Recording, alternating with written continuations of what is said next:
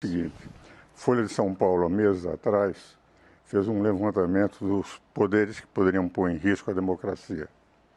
Pela primeira vez, o Supremo aparece pelo povo, eu estou falando do povo, entendendo que 63% da população brasileira acha que o Supremo põe em risco a democracia. Percepção do público. Percepção do público. Okay. Segundo lugar, é evidente que nós temos no Supremo, desde 2003, 7 dos ministros bons juristas que foram colocados pelo governo anterior, onde houve o petrolão e o mensalão.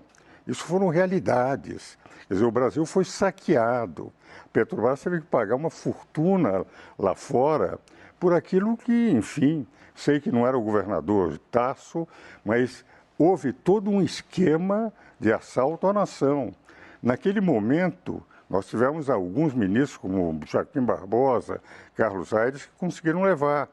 Mas dentro dessa linha de, vamos ver, de o Supremo passar a ter um papel político, no momento em que se sentiu que eles deveriam enfrentar o presidente da República, achando, vamos afastar esse presidente, desmonetização de todas as redes sociais consideradas conservadoras. No momento em que, no caso do presidente Lula, o ministro Fachin é meu companheiro na Academia Brasileira de Direito Constitucional, grande amigo. O ministro Fachin descobre que o juiz Sérgio Moro era incompetente para julgar. Ora, em direito, qualquer aluno de processo civil, de qualquer faculdade de direito, sabe que a primeira coisa que qualquer juiz de direito faz é saber se ele é competente ou não. Foi argumentado em primeira instância, foi argumentado com 3 eminentes desembargadores do Tribunal Federal de Recursos. O Supremo, por 6 ministros, entenderam que o foro era competente e depois, embargos de declaração de habeas corpus. Quer dizer, é nitidamente o que eu digo o seguinte: quando o Supremo deixa a sua função de ser o guardião da Constituição, de ter o papel apenas de defensor da lei e passa a agir politicamente, porque indiscutivelmente houve todo um viés para que num embargo de declaração de habeas corpus, de algo que qualquer aluno de direito de primeiro ano sabe, que o juiz sabe quando é ou não competente, descobriram que o juiz Sérgio Moro era incompetente. E quando o ministro Lewandowski, outro grande amigo, temos também livros escritos, como tenho com Alexandre, com Gilmar, com 7 ministros.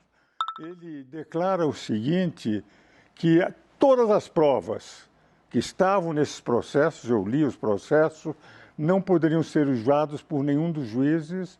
Uma juíza de Brasília, como é que ela decidiu? Absolva o presidente Lula e mais 8 pessoas. Porque eu não posso usar aquelas provas que eu poderia utilizar nesse processo. O que vale dizer é essa interferência sem demérito nenhum para a capacidade e idoneidade dos ministros, mas no momento que eles se transformaram em agentes políticos, uma espécie de maior partido da oposição, a oposição perde aqui, corre para o Supremo e tem imediatamente todos os seus. O ministro Randolfo, outro dia, disse algo que me impressionou. Eles receberam 3 ministros da Suprema Corte. O ministro Gilmar Mendes, o ministro Alexandre de Moraes, o ministro eu acho que foi Fachin, não, o Luiz Roberto Barroso. E quando saem, 2 senadores dizem o seguinte: o senador Renan Calheiros, agora eles sabem que não estão sozinhos.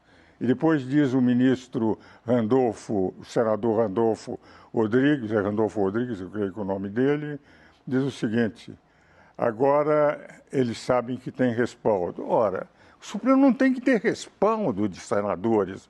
Os Supremos, eles são os órgãos que examinam a Constituição, mas não são, na minha opinião, agentes políticos por uma única razão. Porque há harmonia e independência de poderes e o Brasil definiu na Constituição de 88 quais são os poderes. Poderes do povo, legislativo e executivo. Se mal, se em cada eleição se pode mudar. Poder da lei é o Supremo Tribunal Federal. Quando o Supremo se torna também um agente político, para poder interferir no processo político, eu não estou favorável, apesar de admirar cada um dos ministros que lá estão, até porque amigos meus, tenho livros escritos com 7 deles, mas eu entendo que os poderes têm que respeitar as suas competências e os eleitores é que devem decidir em quem é que tem que votar. Eu realmente acho uma infelicidade a gente ter que cortar o programa aqui. Nós temos que respeitar uma agrária e sinceramente, como jornalista profissional, fiquei... Bom, claro, estou apresentando o programa, estou falando de mim, mas eu acho que posso dizer isso em nome do público também, é extraordinariamente enriquecedor.